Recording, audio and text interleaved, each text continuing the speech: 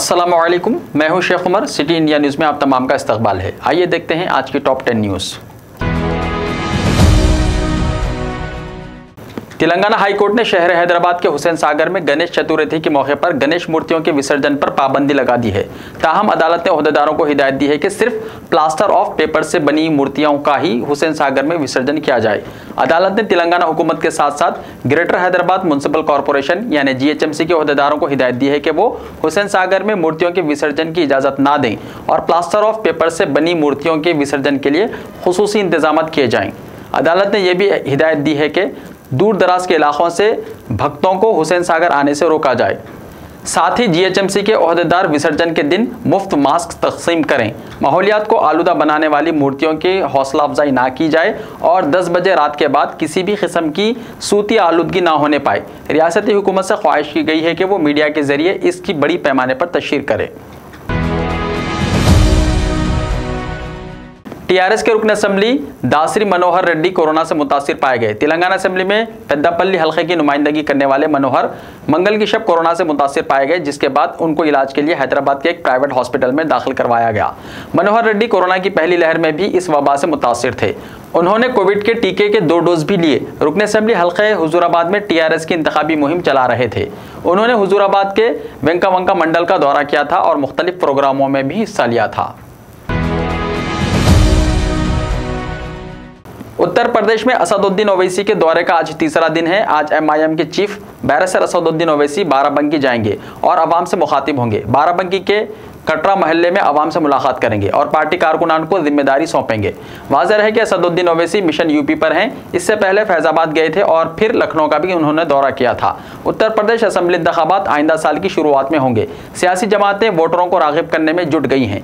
BJP, BSP और Samajwadi party रियासत की सियासत में महूर तस्वुर की जाती हैं, तो MIM के अखाड़े में कूदने से मुकाबला दिलचस्प होता दिखाई दे रहा है। ऑल इंडिया मजलिस इत्तेहादुल मुस्लिमीन के सदर असदुद्दीन ओवैसी के 3 रोज़ा उत्तर प्रदेश दौरे का आज दूसरा दिन है। वो आज सुल्तानपुर जाएंगे, जहां पार्टी के मुख्तलिफ प्रोग्रामों में असदुद्दीन ओवैसी शिरकत करेंगे। असदुद्दीन ओवैसी पार्टी कारकुनान से मुलाकात भी करेंगे।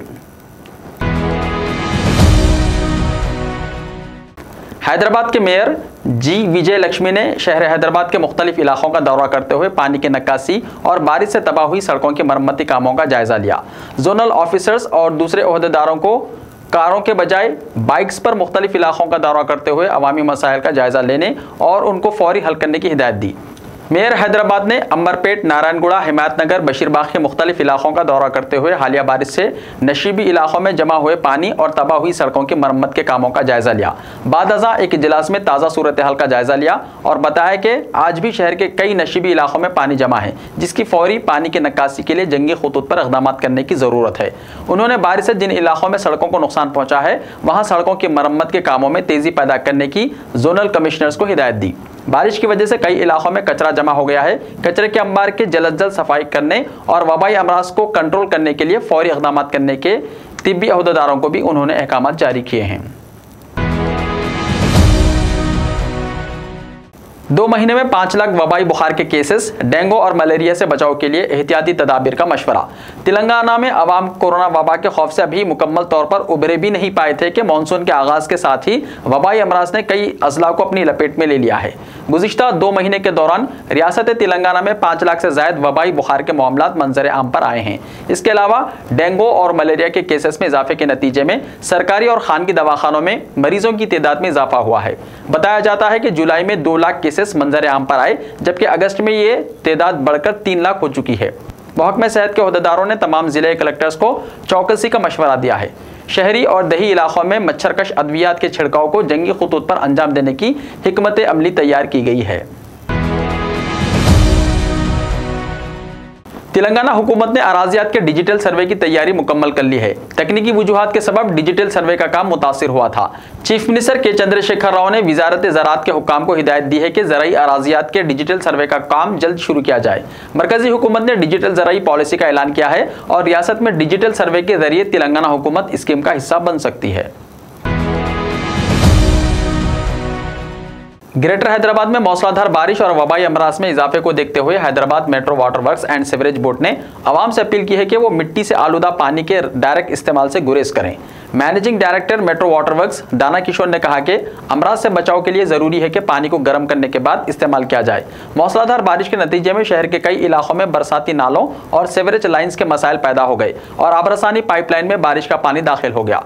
कई इलाकों में नलों से मिट्टी के रंग का पानी सरबराह किया जा रहा है और गरीब अफराद सफाई के बगैर ही इस पानी का इस्तेमाल कर रहे हैं। दाना किशोर ने कहा कि वबाई अमराज से बचने के लिए आवाम को एहतियाती तदाबीर इख्तियार करनी चाहिए।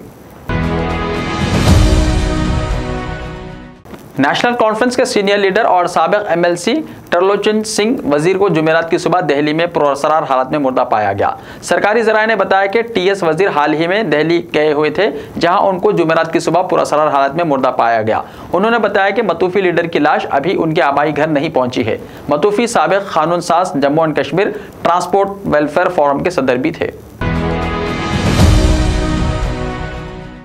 कोरोना वबा के दरमियान मुल्क में डिजिटल अदायगी का इस्तेमाल बढ़ रहा है। इसके साथ ही ई कॉमर्स कंपनी अमेजॉन का एक यूनिट अमेजॉन पे इंडिया अपने यूजर्स के लिए एक नई सहूलियत लेकर आया है, जिसकी मदद से यूजर्स फिक्स डिपॉजिट खोल सकेंगे।